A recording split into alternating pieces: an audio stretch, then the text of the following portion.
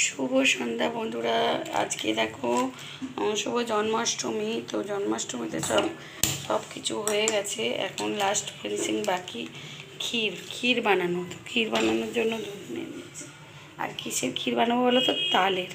আর যেহেতু গোপালের তাল পছন্দ, তাই জন্য তালের ক্ষীর বানিয়ে নেবো আজকেই আমি প্রথম গোপালের জন্য এই নতুনত্ব ক্ষীরটা বানাচ্ছি। তার জন্য নিয়ে নিচ্ছি 500 গ্রাম দুধ। ছানাও কাটিয়ে নিয়েছি অলরেডি। এখন শুধু দুধটা দিয়ে দিলাম। এই দেখো, দুধটাকে ভালো করে মেরে নেব। তো দেখতে থাকো, দুধটা ভালোভাবে ফুটে যাক, তারপর তোমাদের সঙ্গে কথা বলছি। দেখো বন্ধুরা, নতুনত্ব ক্ষীর বানাবো বলেছি, তাই জন্য এটা ছানা কেটে নিয়েছি। তো কাটিয়ে নিয়ে নিলাম ছানাটা। তো এখন আমি এটার সঙ্গে কী দেবো দেখুন,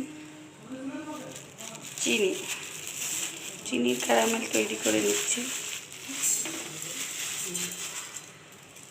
এবার এইটার সঙ্গে আমি একটুখানি ক্যারামেল তৈরি করে নেবো। একটুখানি জল দেবো, একটুখানি জল দিচ্ছি।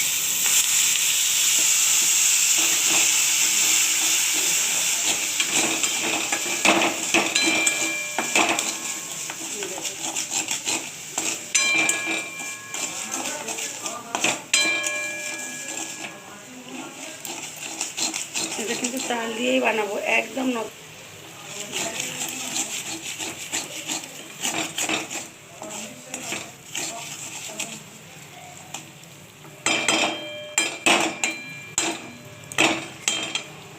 এবার আমি দিয়ে দিচ্ছি তাল। দেখো, এটা কিন্তু তাল দিয়েই হবে। 2 চামচ তাল দিচ্ছি।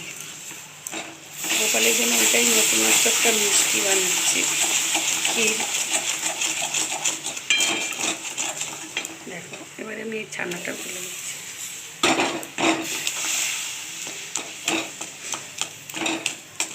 এই ক্ষীরটা অবশ্যই একদিন বানিয়ে দেখো, অন্যরকম হবে। ফার্স্টে আমি 1-2 এলাচ দিয়ে নামিয়ে নেব।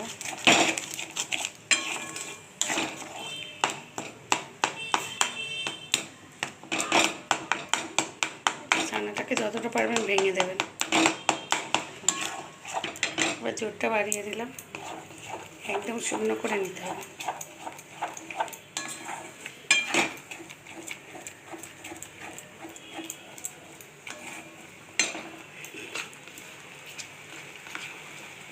আরও একটু আমি তাল দিয়ে দিলাম। এটার জন্য স্পেশাল আমাদের গোপালের জন্য এটা তৈরি হচ্ছে।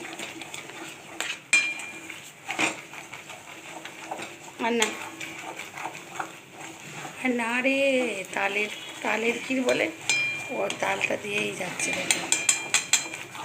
দেখো কত সুন্দর দেখতে হবে, বলবো। আর খেতে তো দারুণ।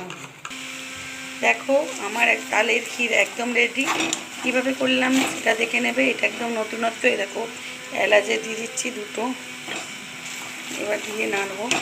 এই এলাচটা দিলে তালের গন্ধটা চলে যাবে, সুন্দর একটা ফ্লেভার যাচ্ছে। এটা কিন্তু ছানা কাটিয়েই হয়। এটা একটু দেখে নেবে আমি কিভাবে বানালাম। এবার আমি তুলে নেব। চলো, আমার একদম রেডি তালের ক্ষীর। দেখো, একদম রেডি। তো দেখো, তালের ক্ষীর একদম রেডি। এই ক্ষীরটা কিন্তু অন্যরকম প্রসেসে তৈরি, দেখে নিও। আর যদি ভালো লাগে প্লিজ শেয়ার, কমেন্ট, লাইক করতে ভুলবেন না। এটা স্পেশালি আমাদের কৃষ্ণর জন্য। জন্মাষ্টমীর অনেক শুভেচ্ছা রইল। সকল বন্ধু ভালো থাকবেন, সুস্থ থাকবেন। শুভরাত্রি, বাই।